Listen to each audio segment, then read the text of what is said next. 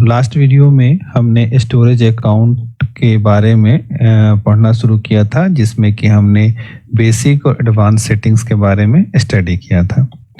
आज हम स्टडी करेंगे networking, data protection end encryption के बारे में। ओके, तो अभी जैसा कि स्क्रीन पे आप देख रहे होंगे कि नेटवर्किंग टैब इनेबल्ड है और नेटवर्किंग की प्रॉपर्टीज दिख रही हैं। सबसे पहले नेटवर्क कनेक्टिविटी में यहाँ पर आप देखें कि enable public access from all networks. Okay, क्या है कि अगर जो भी स्टोरेज अकाउंट हम बना रहे हैं उसको हम सभी नेटवर्क से पब्लिक एक्सेस प्रोवाइड कर सकते हैं। इसका मतलब ये नहीं है कि ये कम्प्लीटली पब्लिक होगा और कोई भी यूआरएल को हिट कर सकता है।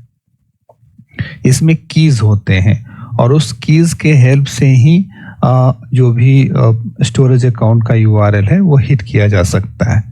लेकिन की भी क्या है, तो की तो उतना सिक्योर है नहीं। अगर की किसी को मिल गया तो वो यूआरएल को एक्सेस कर सकता है, तो वल्नरेबिलिटी इसमें है। ओके, अब अगर हम नेक्स्ट ऑप्शन पे आते हैं कि enable public access from selected virtual network and IP addresses. अब क्या है कि दूसरा ऑप्शन ये है कि हम पब्लिक एक्सेस तो अलाउ करें, लेकिन हम इसको वीनेट में डाल दें। तो जैसा कि वर्चुअल नेटवर्क का सेटिंग आप देख रहे हैं ओपन हो गया होगा, तो यहाँ पे वर्चुअल नेटवर्क हम यहाँ पे चूज कर सकते हैं। अगर कोई वर्चुअल नेटवर्क हमारे पास है उसे हम चूज कर सकते हैं या क्रिएट भी कर सकते हैं। तो एक तो है कि वर्चुअल नेटवर्क चूज कर लिया, और दूसरा फिर क्या है कि उसके बाद हम यहाँ पे आईपी रेंज जो भी है वो आईपी रेंज डाल देंगे कि इन आईपी रेंज में जो है वही केवल स्टोरेज अकाउंट यूज कर सके। तो वो पब्लिक एक्सेस तो होगा, लेकिन वो केवल उस वीनेट के अंदर ही होगा। ओके, इसमें एक तीसरा आपका पॉइंट है ये disable public access and use private access. इसको अगर हम ओपन करते हैं तो देखिए इसमें क्या होता है कि पब्लिक एक्सेस कंप्लीटली बंद हो जाएगा इसमें, और ये प्राइवेटली एक्सेस होगा। और इसमें क्या होगा कि हमें एक प्राइवेट एंड पॉइंट ऐड करना होगा। तो जो प्राइवेट एंड पॉइंट ऐड होगा उसी के थ्रू ही केवल स्टोरेज अकाउंट एक्सेस किया जा सकता है। तो यहाँ पर ये 3 तरह का नेटवर्क एक्सेस दिया हुआ है। तो फिलहाल इसको हम पब्लिक पे रखते हैं, क्योंकि इसमें इसके अलावा भी आप देखेंगे फिर नेटवर्क राउटिंग का भी ऑप्शन है, इसे हम आगे चल के देखेंगे। तो अभी फिलहाल जो है नेटवर्किंग में हम क्या करते हैं कि इसमें एक चीज मैं और देख लूं, 1 मिनट, वो मैं पॉइंट देख रहा था, इनक्रिप्शन। ओके, ठीक है। तो नेटवर्किंग में ये आप देख रहे हैं कि disable public access and use private access है। इसमें है कि हम ऐड पॉइंट यहाँ पे प्राइवेट इन पॉइंट ऐड कर सकते हैं। साथ ही साथ इसमें एक नेटवर्क राउटिंग का भी ऑप्शन दिया हुआ है, राउटिंग प्रेफरेंसेस। इसमें है माइक्रोसॉफ्ट नेटवर्क राउटिंग और है internet routing. Microsoft network routing हो गया कि केवल जो भी कम्युनिकेशन होगा वो माइक्रोसॉफ्ट नेटवर्क में ही होगा। तो सपोज कीजिए कि एग्जांपल हम अगर लें, तो जैसे कि लेते हैं, मान लिया जाए कि हमने हमारा जो स्टोरेज अकाउंट है वो यूके में है, और क्या कहते हैं कि हमारा जो क्लाइंट है वो यूएस में बैठा हुआ है या इंडिया में है। तो अगर वो स्टोरेज अकाउंट को यूज करना चाहता है तो माइक्रोसॉफ्ट के राउटिंग के थ्रू ही होगा।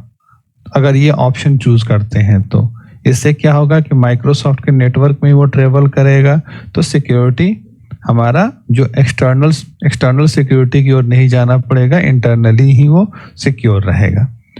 और जो दूसरा ऑप्शन है इंटरनेट राउटिंग, इसमें क्या है कि वो डेटा इंटरनेट पे मूव होगा और वो फिर वहां से फिर वो एक्सेस किया जाएगा। ओके, तो ये भी एक नेटवर्किंग में ऑप्शन हो गया आपके पास डेटा सिक्योरिटी के लिए। ओके, इसके बाद देखिए इसमें नेटवर्किंग के सारे ऑप्शंस हो गए। अब हम आते हैं डेटा प्रोटेक्शन पे।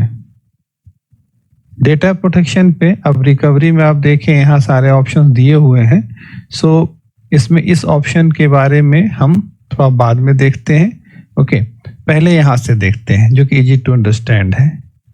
Enable soft delete for blobs. Okay, तो सॉफ्ट डिलीट में क्या होता है कि हम डिलीट नहीं करते। अगर कंपेयर किया जाए तो एक सॉफ्ट डिलीट होता है, एक हार्ड डिलीट होता है। हार्ड डिलीट मतलब कंप्लीटली डिलीट कर देते हैं, उसका कुछ नहीं रखते हम लोग। और सॉफ्ट डिलीट में क्या होता है, केवल उसे हम डिलीट मार्क कर देते हैं कि यह डिलीट हो गया, लेकिन वो डिलीट होता नहीं है, वो एग्जिस्ट करता है। ओके, और यहाँ पर एक रिटेंशन पीरियड हमने रखा है 7 डेज का। तो यहाँ जो भी डेज हम डाल देंगे उस टाइम तक ये इस फॉर्म में रहेगा और उसके बाद में ये सिस्टम से हट जाएगा। तो कभी एक्सीडेंटली डिलीट होता है कोई ब्लॉब्स तो उसे रिकवर करने में आसानी होती है। दूसरा ऑप्शन क्या है, enable soft delete for containers.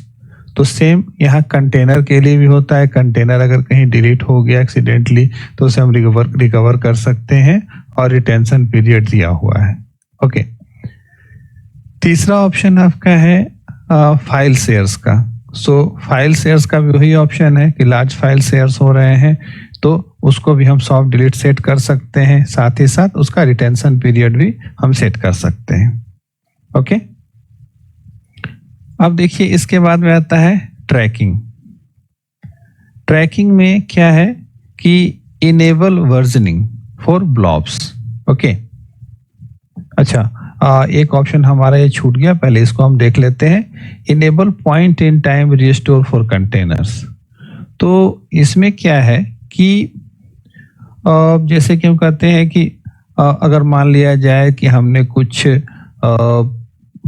अगर ये कहें तो पॉइंट इन टाइम होता है, जैसे कोई वर्जनिंग हमने सेट कर दी तो इसमें जो है ना कोई नई वर्जन आया तो हम पुराने वर्जन को जो है वो समथिंग कुछ पीरियड रखने के बाद उसको डिलीट कर सकते हैं। तो वर्जनिंग कर दी, चेंज फीड कर दिया, तो उस ऑप्शंस के थ्रू भी हम यहाँ पे इनेबल करके उन सभी को हटा सकते हैं। जैसे अगर इसको मैं इनेबल करता हूँ तो आप देखिए आपके पास यहाँ पे आ गया enable point in time restore for containers और इसमें आ गया कितने डेज पे क्या करना है। ओके, तो फिलहाल अगर हम इसे नहीं कर रहे हैं तो इसको अनचेक कर देते हैं। ओके, ये हो गया। हाँ, तो अब हम जा रहे थे ट्रैकिंग देखने के लिए। तो ट्रैकिंग में अब देखिए ट्रैकिंग में क्या है कि पहला तो ऑप्शन है कि वर्जनिंग इनेबल कर दीजिए, तो इनेबल वर्जनिंग फॉर ब्लॉब्स आप कर सकते हैं। ओके, फिर दूसरा है आपके पास कि इनेबल ब्लॉब चेंज फीड कीजिए, कीप ऑल लॉग्स और delete change in feed logs after a certain days. Okay, तो इसमें क्या होता है कि जो भी चेंजेज होती हैं वो सारी चेंजेज जो है मॉडिफिकेशंस वो सब कुछ ये लॉग में रखा जाता है। तो इससे भी क्या होता है कि हमें ट्रैक कर सकते हैं कि कोई डेटा जो है कब कब चेंज हुआ है। ओके, तो अब यहाँ पे ऑप्शन है कि आप सारे लॉग्स को रखिए या नहीं तो एक रिटेंशन पीरियड रखिए कि इतने पीरियड के बाद ये डिलीट हो जाएगा। ओके, तो ये दोनों ऑप्शन आप यहाँ इनेबल कर सकते हैं। और अब देखिए ये एक अनदर लेवल का ही आपका सिक्योरिटी हो गया, अनदर लेवल का। इसमें क्या है कि हम वर्जनिंग लेवल इम्यूटेबिलिटी सपोर्ट करते हैं, मतलब कि हम यहाँ पे इसको इम्यूटेबल बना देंगे। ठीक है, कि अगर कोई फाइल फिक्स हो गया, सपोज कीजिए कि 2024 इंड हो रहा है 24, ये फाइलें सारी फिक्स हो गई, अब इसमें कोई चेंज नहीं होना है, तो इसको हमने इम्यूटेबल कर दिया। तो अब कोई भी इसमें होगा, हैकर्स भी अगर इसको हैक करता है तो उसको चेंज नहीं कर पाएगा, कोई चेंज नहीं कर पाएगा। ओके, तो इसके लिए अब यहाँ पे इम्यूटेबिलिटी सपोर्ट का इनेबल हम कर सकते हैं। ओके, तो ये हमने डेटा प्रोटेक्शन के अंतर्गत देखा। और इसमें एक लास्ट है हमारा इधर इंक्रिप्शन को देखते हैं। तो इंक्रिप्शन में क्या है कि इंक्रिप्शन में एक तो होता है कि डेटा तो ऑलवेज इंक्रिप्टेड होता है नेटवर्क ट्रैफिक में, सबसे पहली बात ये है। ठीक है, तो बाय डिफॉल्ट इसमें माइक्रोसॉफ्ट मैनेज्ड कीज होते हैं। अगर आप चाहते हैं कस्टमर मैनेज्ड की लगाना तो कस्टमर मैनेज की लगा सकते हैं, उसके लिए कुछ और इन्फॉर्मेशंस है, जैसे कि वो की आप रखेंगे तो आपको कोई की वॉल्ट में रखना होगा। ओके, या की आपने रखा है तो की का स्टोरेज URI दीजिए। ओके, तो ये सारा कस्टमर मैनेज्ड में आ जाएगा पूरा का पूरा। अब देखिए की स्टोरेज टाइप की वॉल्ट है या मैनेज HSM है। ओके, की सेलेक्ट करना पड़ेगा, मतलब एक तरह से इसको पूरा का पूरा की का इंफॉर्मेशन देना पड़ेगा कि हमारा की कहाँ पर स्टोर है, तब जा करके ये उसके हेल्प से ही इंक्रिप्शन करेगा। तो और हमारा माइक्रोसॉफ्ट मैनेज में सब कुछ माइक्रोसॉफ्ट मैनेज कर रहा है, सो कुछ नहीं इसमें करना, बस क्लिक करके छोड़ देना है। और उसके बाद आपका जो भी कस्टमर मैनेज्ड कीज है, ठीक है, तो देखें ब्लॉब्स और फाइल्स के लिए केवल, या जितने भी सर्विस टाइप हम यूज कर रहे हैं उसके लिए ये ऑप्शन यहाँ पे आपको देना पड़ेगा कि इस पे आपको इनेबल करना है।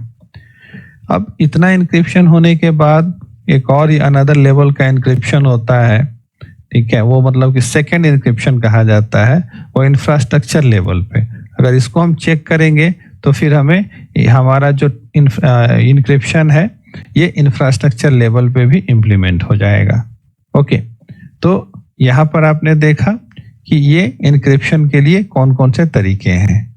ओके, अब उसके बाद हम इसको कस्टमर मैनेज और ये इसको छोड़ देते हैं फिलहाल डिफॉल्ट। टैग में आते हैं, टैग में हमने लिख दिया डिपार्टमेंट, इसके बारे में मैं बता चुका हूँ, केवल ये बिलिंग पर्पस के लिए या डेटा फिल्ट्रेशन के लिए होता है कि कहाँ से कौन रिसोर्स कितना डेटा यूज किया। तो हमने डिपार्टमेंट अकाउंट लिख दिया, लिख करके रिव्यू एंड क्रिएट करते हैं। तो ये हमारा स्टोरेज अकाउंट क्रिएट होने जा रहा है। ठीक है, ये हो गया इसका रिव्यू क्रिएट।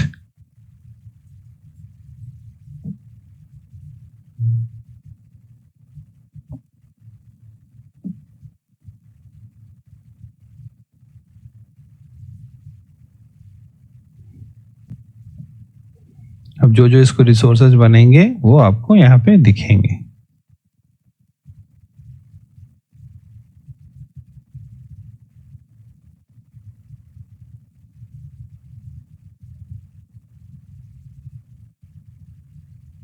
माई स्टोरेज बिन ये बन रहा है।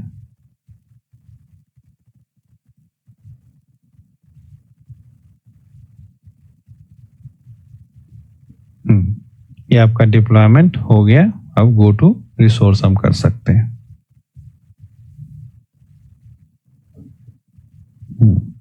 अब देखिए आपका सारा डिटेल, बेसिक डिटेल यहाँ पे आ गया। आपका LRS है, जनरल पर्पस है, V2 स्टोरेज जनरल पर्पस है, ये सारा। अब यहाँ पे टैग हमने डिपार्टमेंट अकाउंट जोड़ा था, ये भी आ गया। तो ये कंप्लीटली आपका डिटेल जो स्टोरेज अकाउंट का है वो बन के तैयार हो गया। और अब इसमें आप देख सकते हैं ब्लॉब सर्विस, फिर इसके बाद में फाइल सर्विस, क्यू सर्विस और टेबल सर्विस सभी कुछ है। तो ये दोनों फिलहाल डिसेबल है, ब्लॉब सर्विस हमारे पास इनेबल है। ओके, तो ये हमारा कंप्लीट हो गया स्टोरेज अकाउंट कैसे क्रिएट करें। ओके, सो अब मिलते हैं अगले टॉपिक के साथ नेक्स्ट वीडियो में। तब तक के लिए थैंक यू दोस्तों।